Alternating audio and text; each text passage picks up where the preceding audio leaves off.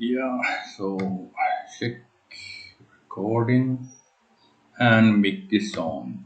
So welcome to this tutorial. Actually, it's gonna be one short tutorial, one short story, because I'm gonna make more. But let me explain one thing. Because you are listening or seeing one tutorial doesn't mean you're gonna be one good writer instantly.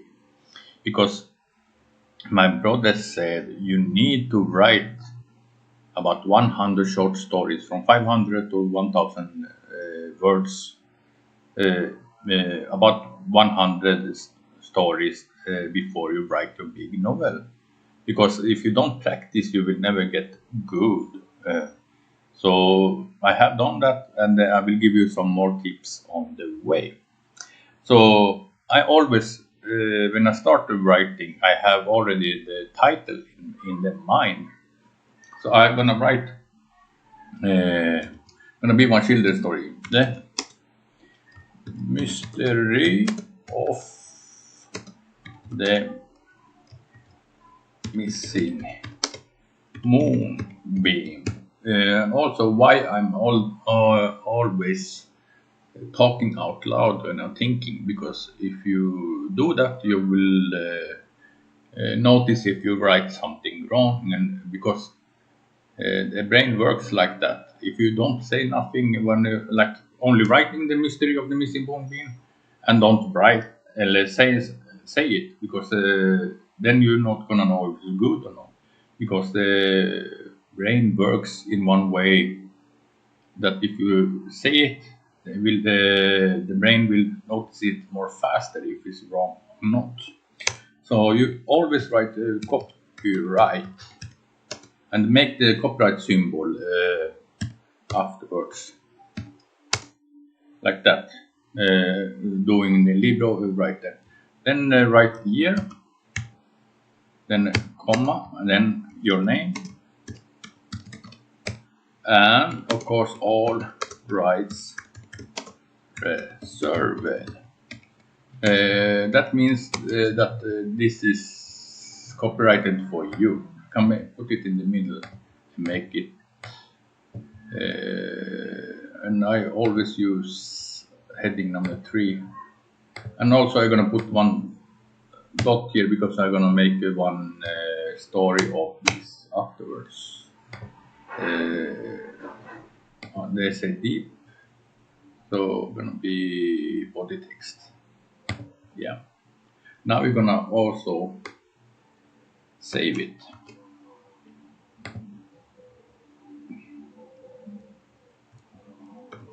Save, poof. You need to always save it. So let's go to let's imagine things what we already have decided to. The character I have already decided is gonna name Zip, a bright and curious firefly. And the big, yeah, you can see what is the problem is the moonbeam is missing. So that is the story.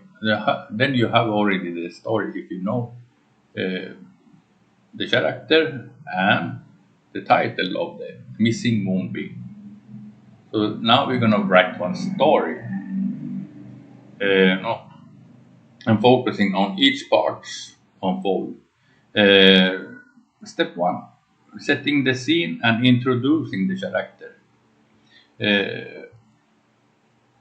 I want to paint the picture of the night of and introducing the character Zip. Now we're gonna write the thing. So imagine first a firefly, then comma, then we're gonna write but not just any firefly. This one was named Zip, and he had the brightest, most cheerful blink, yes, in the whole wide meadow. His light wasn't just yellow. Sometimes it shimmered with tiny rainbows. And Zip was very curious. Firefly. Poof. I need to put one bigger. Yeah. Now we have, don't forget, wasn't, that will be fixed with, now we're coming, fixed with DeepSeek to fix the spelling and grammar. We're gonna write correct spelling and grammar, and then we pass our story and it will fix. So let me explain why this works. It immediately grabs attention with this word, imagine, and introduce the main character with memorable name and unique trait, like rainbow blink, and establish his positive personality. That is the thing that this does. You cannot write like there was once upon a time one firefly named Zip that had one weird looking light like rainbows. That don't work.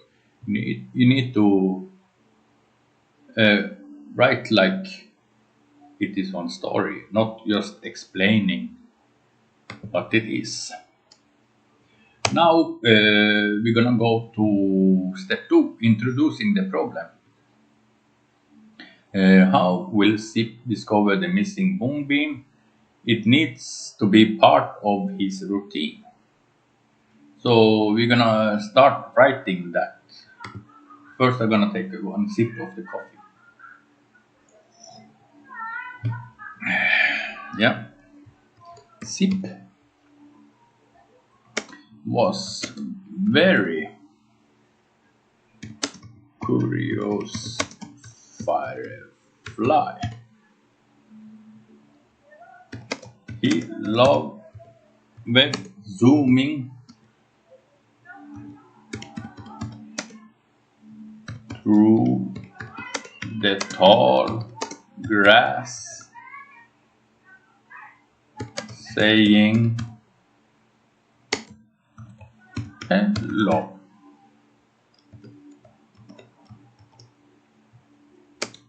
To a very sleepy ladybug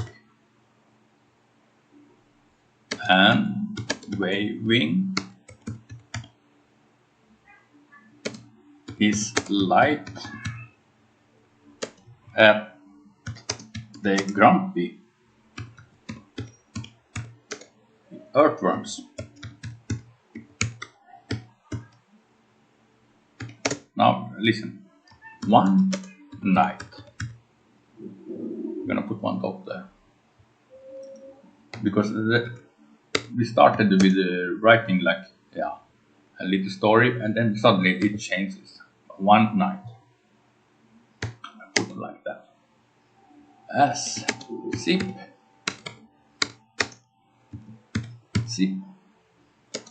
was doing his nightly frowns. Blinking. Good night.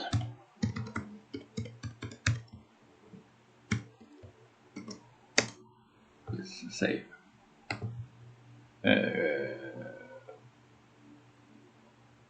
To every sleepy flowers. He noticed something strange. The moon. Now we're coming to the moon.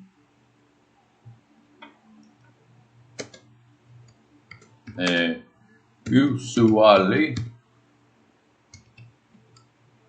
a big silvery smile in the sky. Look at a little and some dots doll. And then realized, no, we need to then zip realized a tiny piece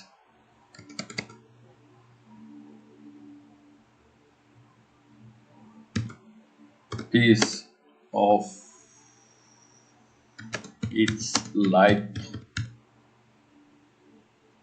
a shimmering moonbeam. Beam must be together. Was always something you go ondo and poof was there. It was missing.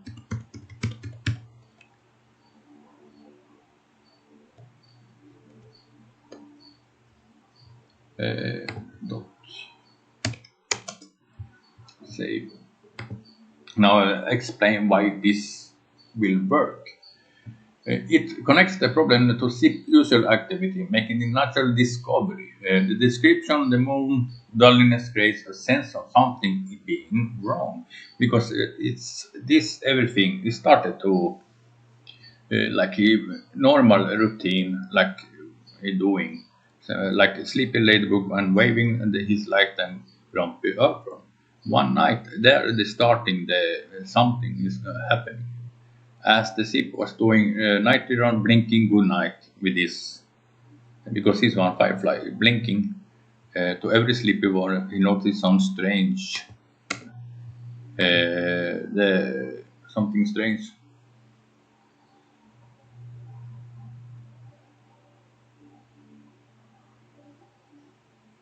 Let me think. Something strange.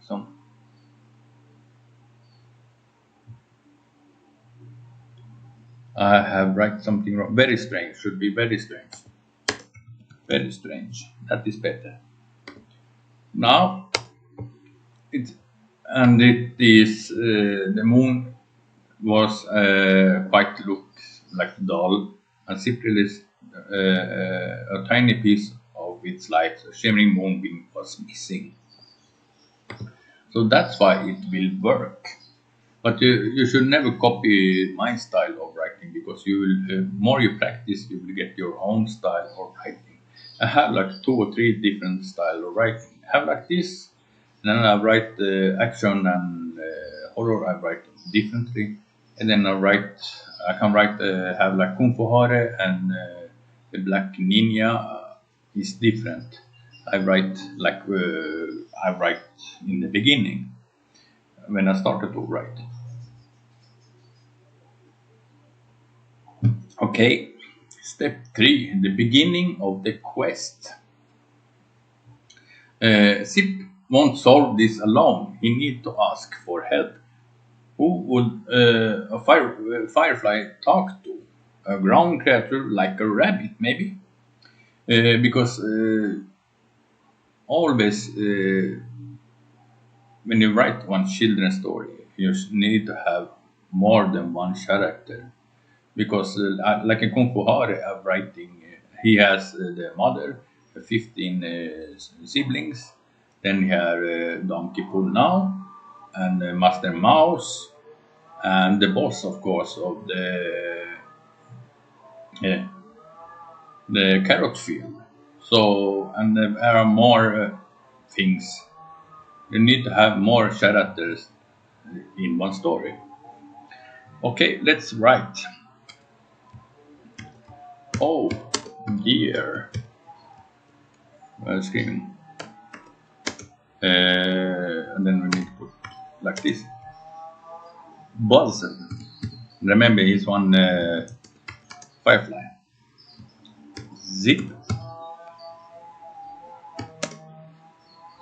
His own light flickering with concern. Poof. Let's save that before we continue. Now we're gonna wear cool, cool. Don't want too much. Oh, cool. It have gone. Question mark. Poof. Being the brave and helpful firefly he was. Zip decided to solve the mystery of the missing moonbeam. Poof. Somebody's cutting wood here, if you hear it in the background. No, need to push it like that.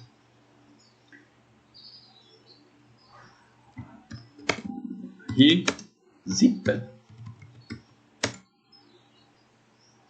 over to his best friend, Rosie the rabbit,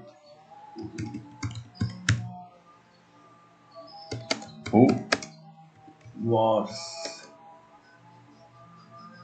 nibbling, means like eating, chewing. Should be two. Clover under a sleepy oak tree. Oh, what happened? Where are you? Ah, Clover. This happens sometimes. Okay, let's save.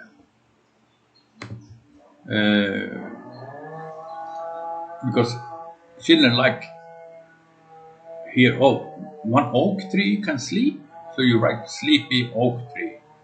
You need when you're writing a children's story, and Rosie the rabbit. That sounds good. And nibbling sounds better than eating or chewing. Let's continue. Rosie.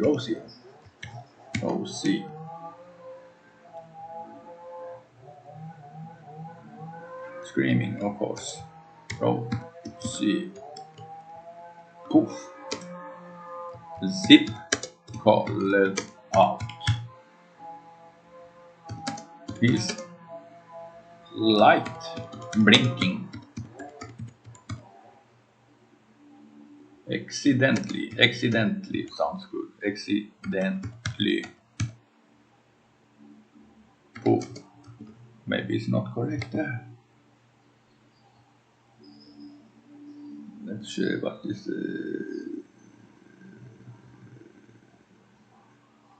No, let tool fix it. A moonbeam is missing. Have you seen it? Question mark. Oof. Let's save. Let's drink a little coffee. All of the coffee I was drinking. Okay. Now we have only 200 words. So why this is working? It shows Zip proactive nature and introduces and supports each other who can provide a clue. The dialogue makes the interaction engaging. You understand when the dialogue when you are writing a moonbeam is missing. At first is the very call you need to say Rosie, Rosie. Then a moonbeam is missing. Have you seen it? That children will love.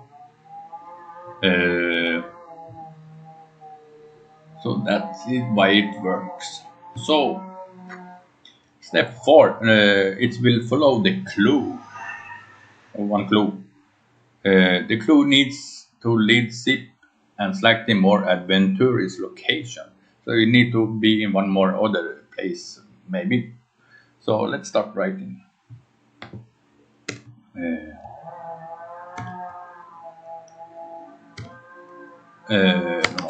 Right, Rosie twitched her nose and thought hard.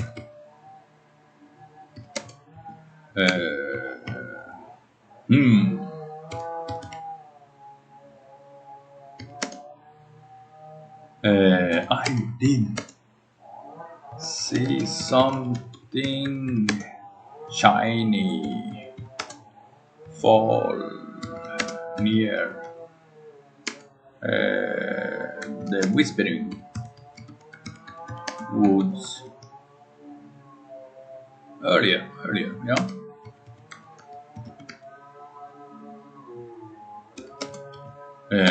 She said,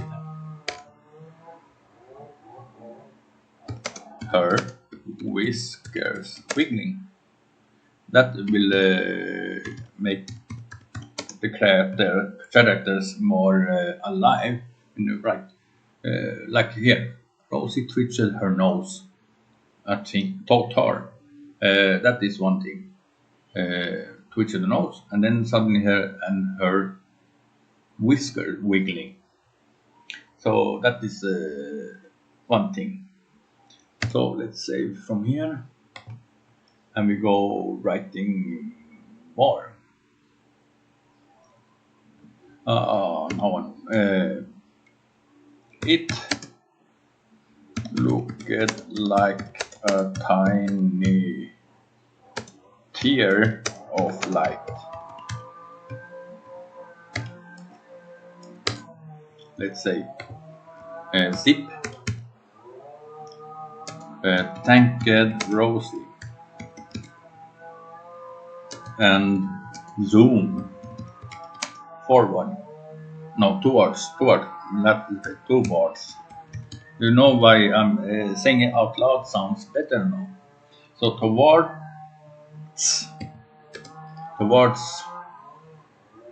the whispering woods. Okay.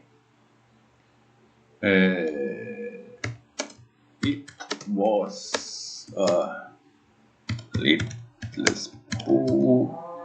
spooky at night with shadows that looked like funny monsters.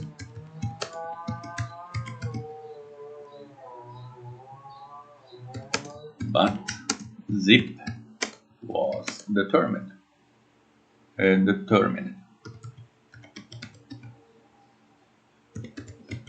write the monsters wrong. Say. So why this work?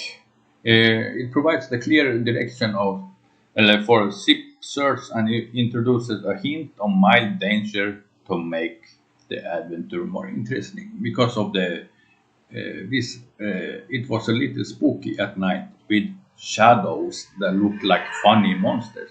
All children have seen this when they are sitting on the bed, so they will know this. But Zip was determined. That makes very brave, the children will think. So let's make step 6, the resolution. Zip needs to help the snail and return to the moonbeam. Yeah, you need to think forward. So one snail gonna be there. So let's start writing. Zip, knew, just what to do. Think carefully. Not good. Wait. Non good. That's correct. The moon beam with his head.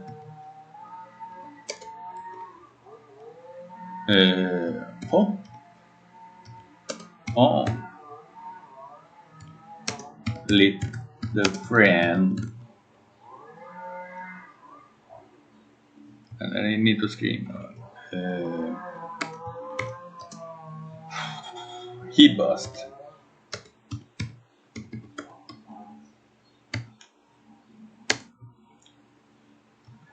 The snail slowly climbed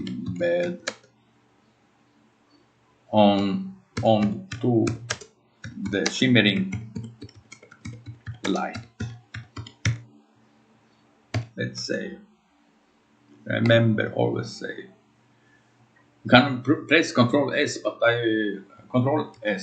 but I like to go like this because, and then I know. Zip, then flew slowly. The moon beam lighting the way until they reached the snail's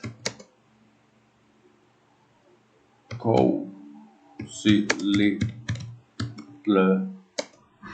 home under the mushroom. Let's save.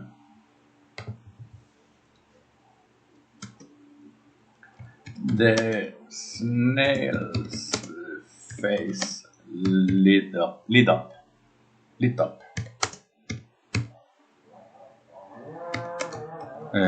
Thank you, Zip. He's gonna scream, of course. You're a true hero. Screaming. Poof. It will be fixed that, so cozy. Wait. Yeah, it's correct.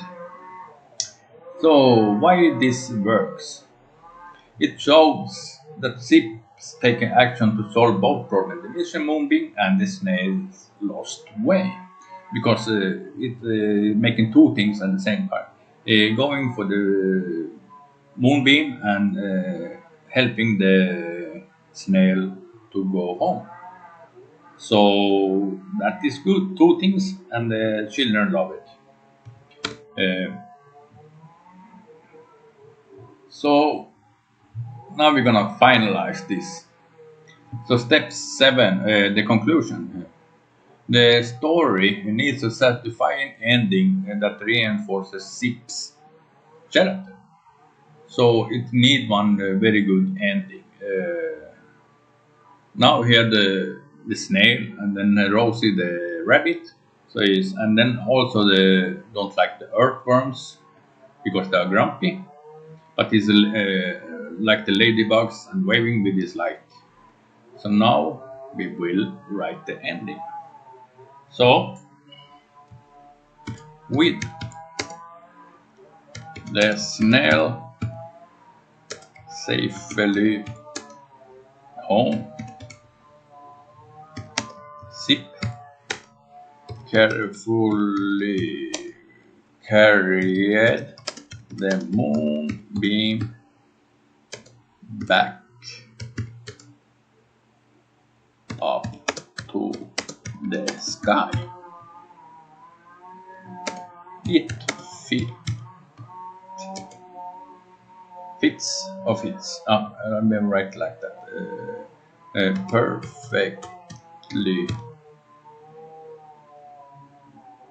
Perfectly back into the spot on the moon, making the night sky shine brightly once more. Let's save. You know, this is one children's story, so you don't have to explain how he did that, because children's stories you need to have fantasy, and the children have more fantasy than we adults, so they will, oh, he could do that, what fantastic, they will say, and we'll continue. Shine brightly once more. Zip blinked happily. This is quite probably from 4 years old, this story, because it's not action, and it's only everything is okay. It felt good to help. From that night on, let's say, from that night on, Zip the Firefly was known not for his not for just for his cheerful blink, but also for his kindness and bravery.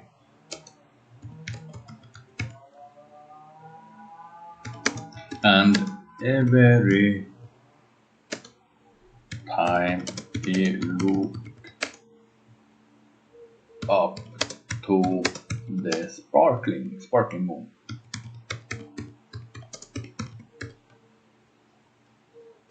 he remembered his exciting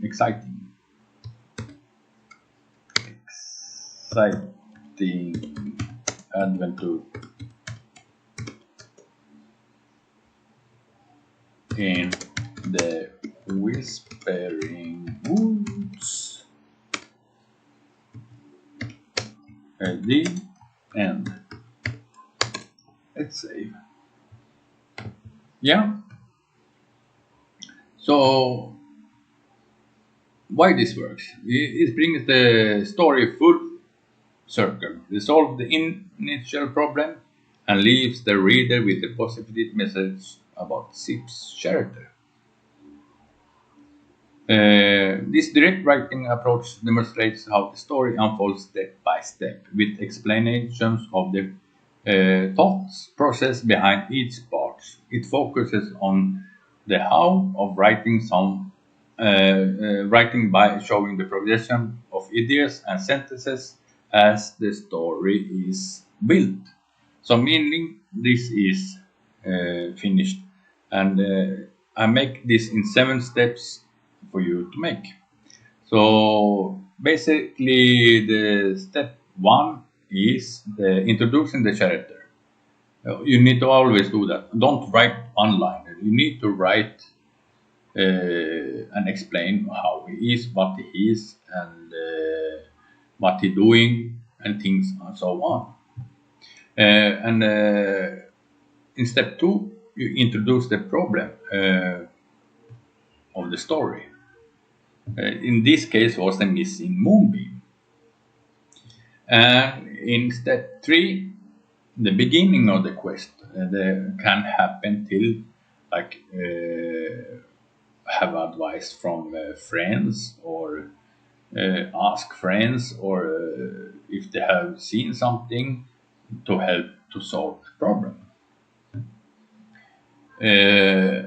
Following the clue, because the Rosie said something about in the woods, in the whispering woods, that there was something happening there. She sees something shiny thing there. And the discovery and the reason why in step 5 is something you need to do. And the resolution is step 6. Zip helping the snail and returning the moonbeam. And in 7, the conclusion is the ending of the story.